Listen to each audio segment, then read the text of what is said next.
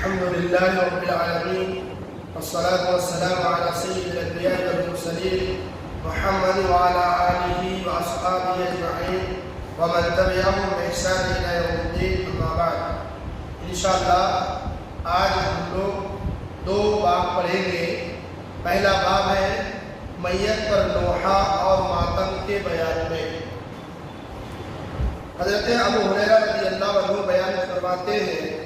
اللہ کے رسول صلی اللہ علیہ وسلم نے فرمایا دو عادتیں لوگوں میں ایسی ہیں جو کفر کا حصہ ہے۔ دیکھیں کتنی بڑی بات کہی جا رہی ہے کہ دو ایسی باتیں ہیں جو کفر کا حصہ ہے اور ایک چیز میں ہم لوگ ملوث ہیں۔ وہ چیز کیا ہے؟ حسب و نسب پر لان و تان کرنا، اور دوسری چیز ہے میت پر نوحہ کرنا۔ ابن مسعود رضی اللہ عنہ مرفوعاً روایت فرماتے ہیں ہم میں سے وہ شخص نہیں جو گالوں کو پیٹے اور اپنے گریبان میں چاک کرے یا جاہلیت کا نعرہ لگائے۔ مغیرہ بن شعبہ رضی اللہ عنہ بیان کرتے ہیں کہ اللہ کے رسول صلی اللہ علیہ وسلم نے فرمایا جس شخص پر نوحہ کیا جاتا ہے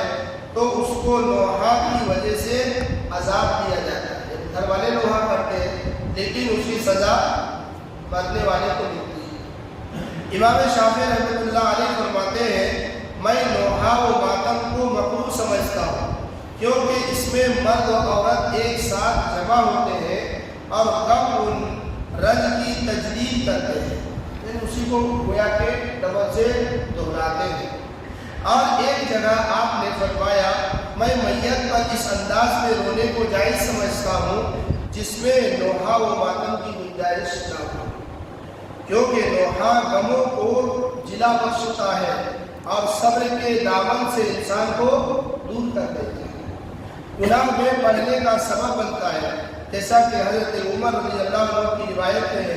کہ نبی صلی اللہ علیہ وسلم نے فرمایا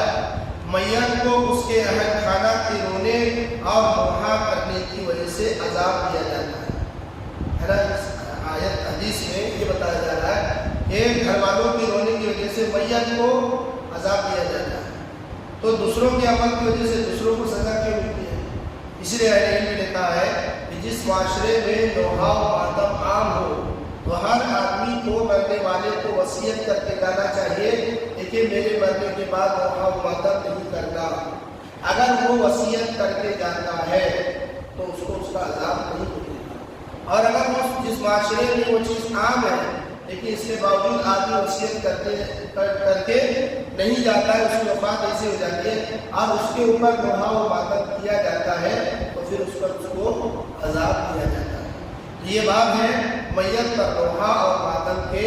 بیان میں۔ میت پر نوحہ اور ماتم کرنا جائز نہیں۔ آدمی رو سکتا ہے، فطری طور پر جو رونا آ جائے، آنسو بہ جائے تو یہ الگ چیز ہے، لیکن نوحہ و ماتم کرنا، ان کی خوبیاں، ان کی بڑائیاں بیان کرنا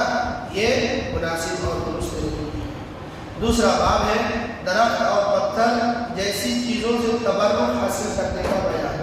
بہت ساری چیزیں تو کیا کرتے ہیں تبرک کے طور پر برکت حاصل کرنے کے لیے وہاں جاتے ہیں کسی پیڑ کے پاس یا کسی پتھر کے پاس اور اسے کیا کرتے ہیں تبرک برکت حاصل کرتے ہیں۔ ابو واقد اللیثی رضی اللہ عنہ بیان کرتے ہیں ہم اللہ کے رسول صلی اللہ علیہ وسلم کے ساتھ غزوہ حنین کے لیے روانہ ہوئے، اس وقت ہم لوگ کفر سے اسلام میں نئے نئے داخل ہوئے تھے۔ راستے میں مشرکین کا ایک بیر کا درخت تھا جہاں وہ حصول برکت کے لیے ڈیرا ڈالتے تھے اور اپنے ہتھیاروں کو وہاں لٹکا دیتے تھے درخت پر، جسے ذات انوار کہا جاتا ہے۔ چنانچہ یہاں سے ہمارا گزر ہوا تو ہم نے عرض کیا یا رسول اللہ ہمارے لیے بھی ایسے ہی ذات انوار مقرر کر دیجیے جس طرح ان کے یہاں ہے۔ تو اللہ کے رسول صلی اللہ علیہ وسلم نے فرمایا اللہ اکبر، کیا تم مشرکین کی پیروی کرنا چاہتے ہو؟ اس ذات کی قسم جس کے قبضے میں میری جان ہے تم نے وہی بات کہی جو بنی اسرائیل نے موسیٰ علیہ السلام سے کی تھی۔ ان لوگوں نے کہا تھا اجعل لنا الہا کما لهم آلہہ قال انکم قوم تجہلون، ہمارے لیے بھی ویسے ہی معبود بنا دیجیے جیسا کہ ان کے لیے۔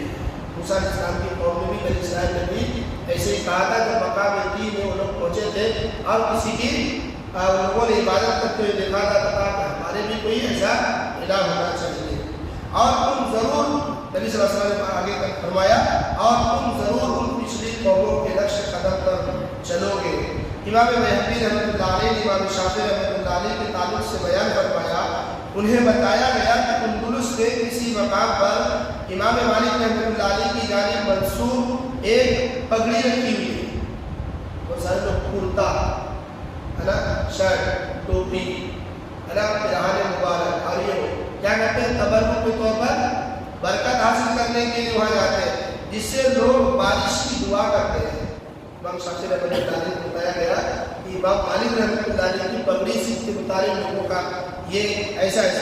گمان ہے، تو امام شافعی رحمۃ اللہ علیہ نے فرمایا میں ایسا کرنا مکروہ سمجھتا ہوں۔ امام نووی رحمۃ اللہ علیہ فرماتے ہیں اللہ کے رسول صلی اللہ علیہ وسلم کی قبر کا طواف کرنا جائز نہیں، اور اللہ کے رسول صلی اللہ علیہ وسلم کی قبر مبارک کے سامنے پیٹھ اور آگے کے حصے کا قبروں کی دیوار کے ساتھ لگانا جائز نہیں